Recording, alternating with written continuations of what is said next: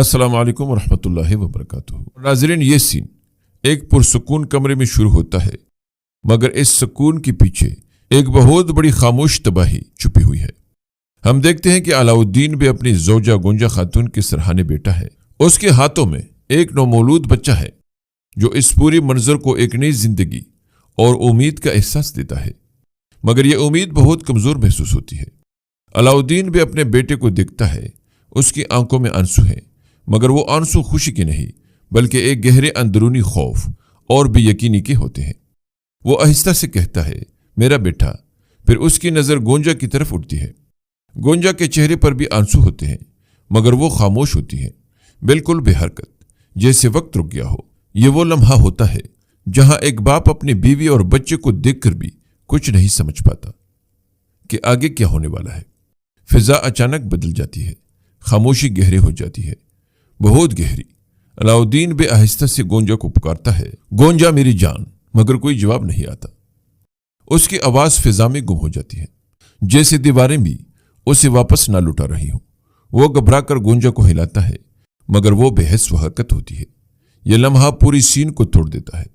علاؤالدین بے کے چہرے پر ایک ایسا صدمہ آتا ہے جو الفاظ میں بیان نہیں کیا جا سکتا، اور پھر وہ ایک چیخ مار کر گونجا کا نام پکارتا ہے۔ یہ چیخ صرف کمرے تک محدود نہیں رہتی، یہ ایک باپ کے دل کے ٹوٹنے کی آواز ہے۔ یہ سین ایک بہت بڑی پیشن گوئی کرتا ہے۔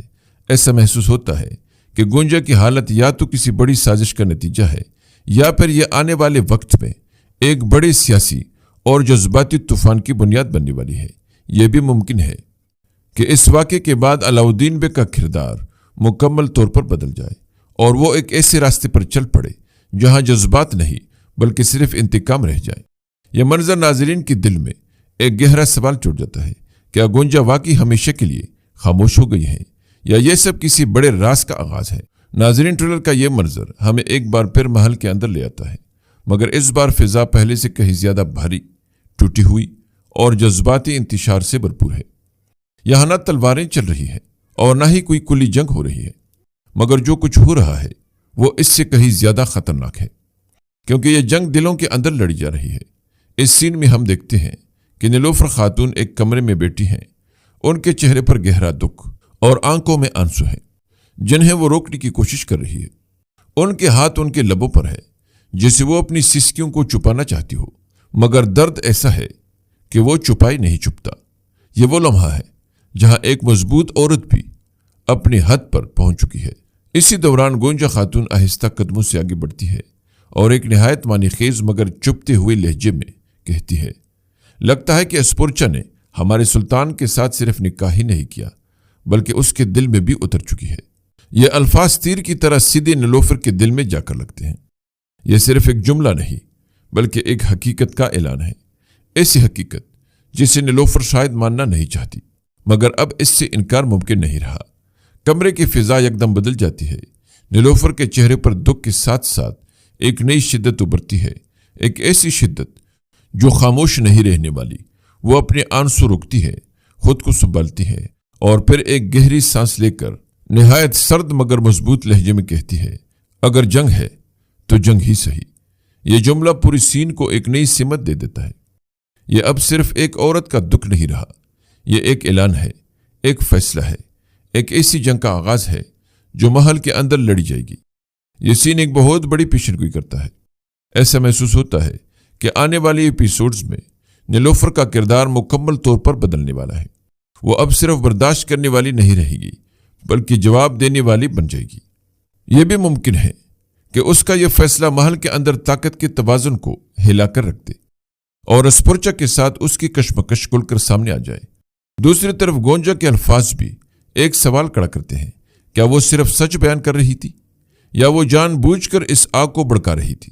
یہ منظر ہمیں یہ بھی سکھاتا ہے کہ بعض اوقات سب سے خطرناک جنگ وہ ہوتی ہے جو دلوں کے اندر شروع ہوتی ہے، کیونکہ اس کا انجام صرف ایک نہیں بلکہ کئی زندگیاں بدل دیتا ہے۔ یہ سین ناظرین کے دل میں ایک زبردست سوال چھوڑ جاتا ہے، کیا نیلوفر واقعی اس جنگ میں اترے گی یا یہ فیصلہ سب کچھ مزید بگاڑ دے گا؟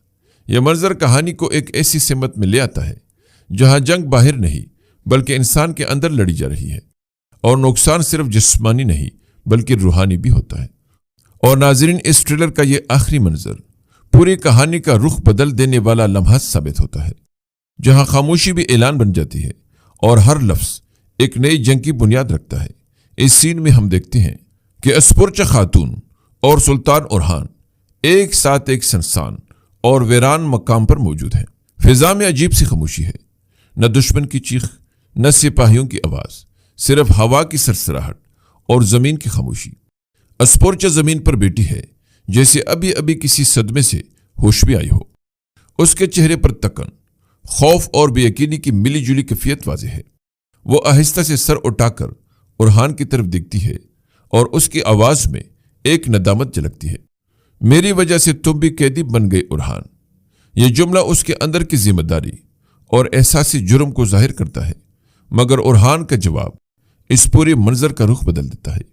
اس کے چہرے پر نہ خوف ہے، نہ شک، صرف ایک غیر متزلزل عزم۔ وہ نہایت پر اعتماد لہجے میں کہتا ہے، ترک کبھی قیدی نہیں بنتا۔ یہ جملہ صرف ایک جواب نہیں، بلکہ ایک اعلان ہے، ایک ایسی سوچ کا جو اورہان کی شخصیت کو مکمل طور پر ظاہر کرتی ہے۔ یہاں سے منظر بدلتا ہے، دونوں ایک سنسان جگہ پر دکھائی دیتے ہیں۔ اسپورچا ابھی تک زمین پر بیٹھی ہے، جیسے وہ حقیقت کو سمجھنے کی کوشش کر رہی ہو، جبکہ اورہان اس کے سامنے کھڑا ایک مضبوط دیوار کی طرح نظر آتا ہے۔ اس کی نگاہیں گہری اور فیصلہ کن ہوتی ہے۔ وہ اسپورچا کی طرف دیکھ کر آہستہ مگر نہایت طاقتور انداز میں کہتا ہے، آج کے بعد تم سلطان اورہان کی زوجہ اسپورچا بننا سیکھو گی۔ یہ جملہ صرف ایک اعلان نہیں، بلکہ ایک نئے دور کا آغاز ہے۔ یہاں ایک واضح تبدیلی محسوس ہوتی ہے۔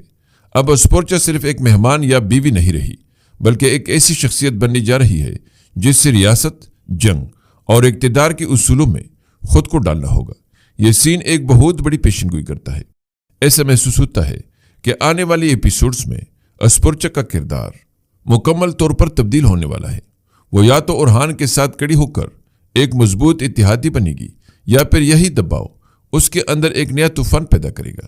یہ بھی ممکن ہے کہ اورہان کا یہ سخت مگر واضح رویہ اسپورچا کے لیے ایک سبق ہو کہ سلطنت میں جذبات نہیں بلکہ اصول چلتے ہیں۔